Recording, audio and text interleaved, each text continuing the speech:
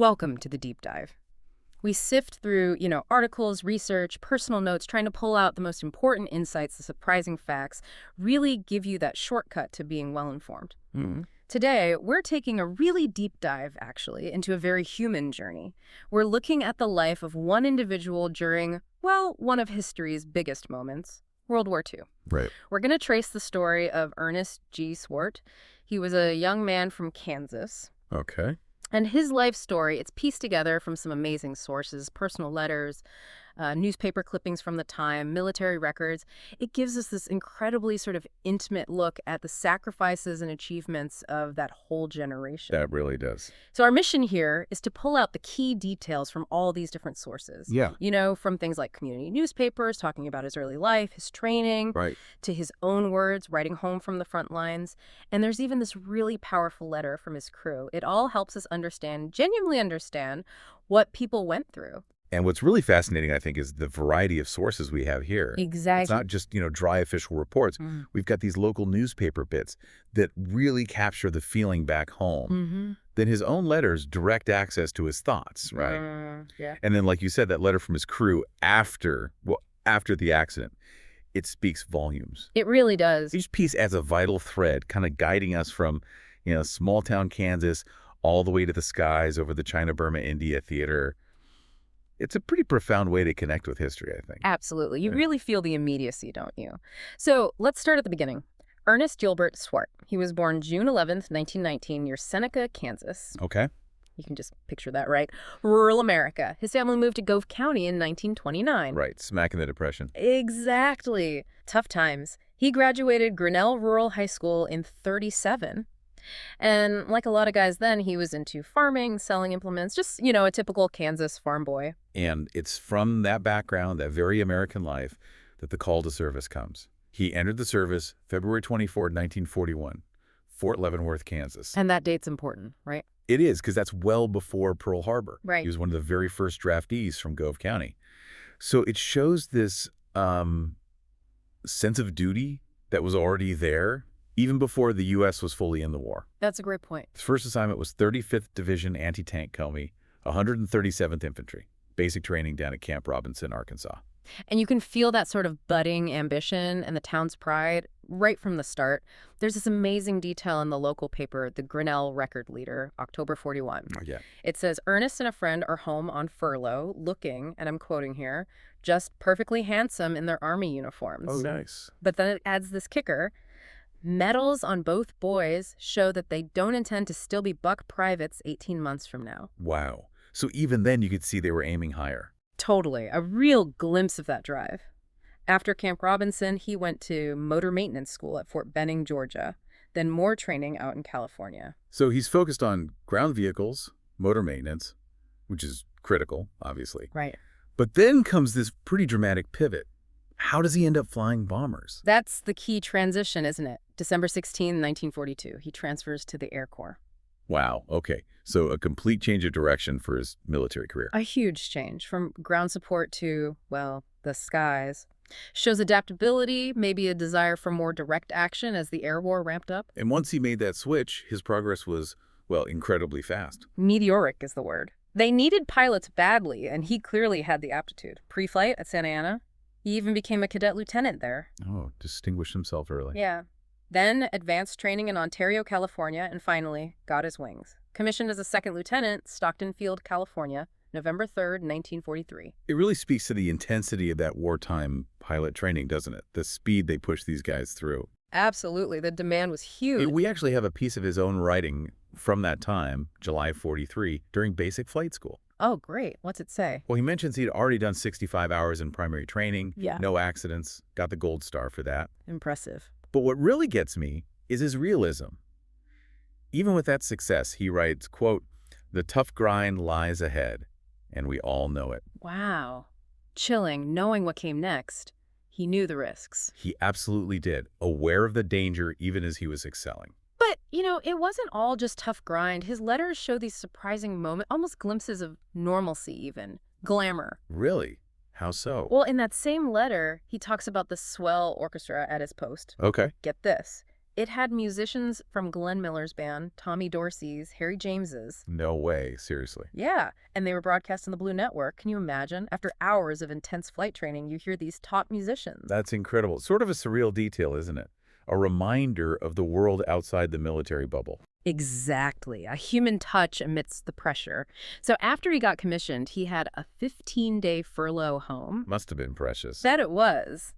Then, assignment to a B-24 bomber, the Liberator. Ah, the workhorse heavy bomber, long range. Critical for where he was going. His crew formed up at Kirkland Field, New Mexico, then advanced flight training at Muroc Field in California. Muroc Field. Now, Edwards Air Force Base, right? A lot of history there. That's the one. And the move from training to combat was fast. Deployed overseas, June 3, 1944. Arrived in India. Yeah, and there's that relatable detail you mentioned earlier, right, from his letter. Oh, yeah. He wrote to his sister Ethel that the weather in India reminded him of, get this, western Kansas in 1935. Huh. That's perfect. You can just picture it hot, dry, dusty, maybe. Links it right back home despite being halfway across the world. Definitely grounds the experience. So from India, he's based in China, flying with the 14th Air Force. The Flying Tigers connection. Right. Associated with General Chennault's famous group. That name alone tells you these were high-stakes, dangerous missions. Absolutely. And their main job, Ernest's main job, involved the hump missions, flying supplies over the Himalayas. Which the sources describe as just incredibly perilous. Understatement, probably. World's most dangerous territory for planes, one source says. Imagine flying a loaded B-24 over those mountains. In all kinds of weather. Exactly. Instrument flying, icing, unpredictable winds, no real navigation aids on the ground. Wow. And often returning with, quote, small margins of gas, pushing everything to the limit. Ernest himself called these the hard trips. Compared to the bombing runs, which he called easier, relatively speaking. Right, the sheer isolation, the danger. Yeah. It's hard to fathom, but strategically vital for supplying China. And his bravery didn't go unnoticed. Promoted quickly, first lieutenant, August 1st, 1944. Shows competence, leadership under pressure. And then there's that detail. It's almost hard to believe. The sources say he'd been shot down 3 times previously. Yeah, just pause on that for a second. 3 times. Survived 3 crashes or forced landings, maybe bailed out. Yeah. And kept getting back in the plane. The level of courage, or maybe just commitment to the mission, it's extraordinary. It really makes you wonder what kept them going, right? Yeah. Facing that kind of risk day after day. What do the letters say? Well, one powerful motivator seems clear. Getting home. Ah, okay. He and his crew had done over 3/4 of their required missions. They were close, eagerly looking forward to heading back. So close. And there's this heartbreaking letter from January 16th, 1945, just 2 days before he died. Oh, man. He mentioned only one older crew was left in his squadron. He was that close to finishing his tour.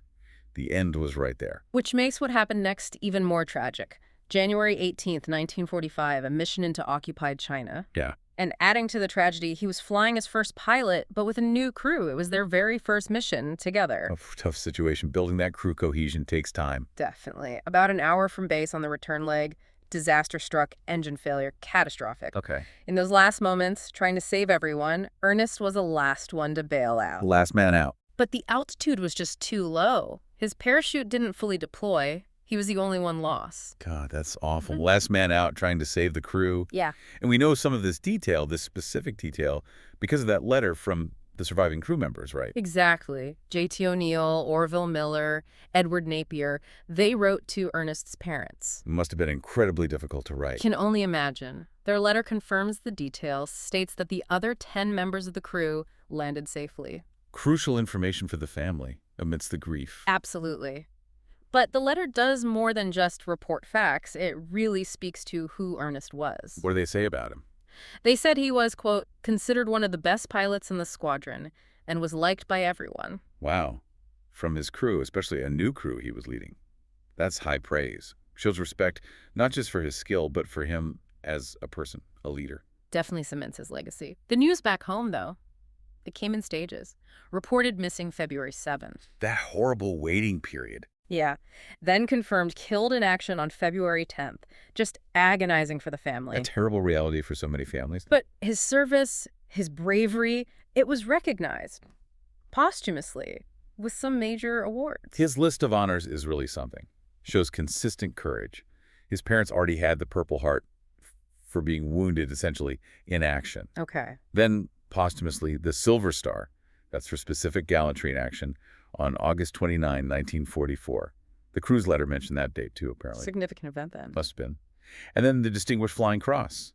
That was for extraordinary achievement in flight, July 5th to November 11th, 1944, over 200 combat flight hours. 200 hours flying the hump and on bombing runs. Incredible.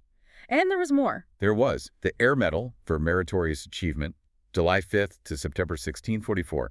That's over 100 hours. Okay. And then an Oak Leaf cluster to the Air Medal. That's like getting the Air Medal again, basically. For meritorious achievement as pilot, July 44, right up to January 14th, 1945, just days before his last flight. That cluster represented 300 or more combat hours. 300 hours. These aren't just medals on a uniform. They represent sustained bravery, incredible skill under constant, immense pressure. Each one tells a part of that story. A truly remarkable record. The final farewell, though, it didn't come until years later, May 1st, 1949. 4 years later, wow. His remains were brought home. The funeral was at the Oneida Methodist Church, back in his community, a full circle. Bringing him home, that must have meant so much. A sense of closure, finally. I think so. The service itself sounded very meaningful. An Army chaplain, Reverend Steve Parker, spoke. He talked about Ernest giving his life for Christian principles that have become what we term the American way of life. Reflects that era's sentiment. Right.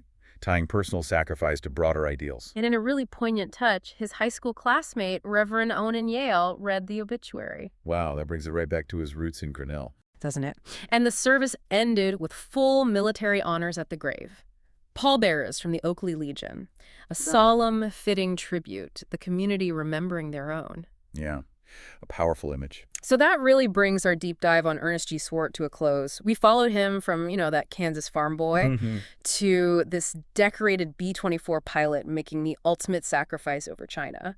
And when you put all these pieces together, the newspaper clippings, his letters, the cruise account, the official records, it's more than just history. It paints this incredibly vivid human picture. Courage, dedication, the impact of war on one life, one family, one community. It really is a testament to the human spirit, isn't it? It shows the true cost of service, the meaning behind it, the strength people found facing that kind of danger, and also the importance of those connections, family, community that helps sustain people. Every single person who served had a story like this, a unique journey. That's so true. So as we think about Ernest Swart's story, what does uncovering these individual lives really mean for us today, decades later? Good question. How does getting into these specific details, piecing together these fragments, change how we understand the bigger picture? History, sacrifice, the legacy of that generation that really shaped the world we live in now. Right. It makes it personal, doesn't it? Takes it beyond statistics and dates. Exactly. Something to think about long after we finish talking. How these individual stories connect us to the past in a deeper way.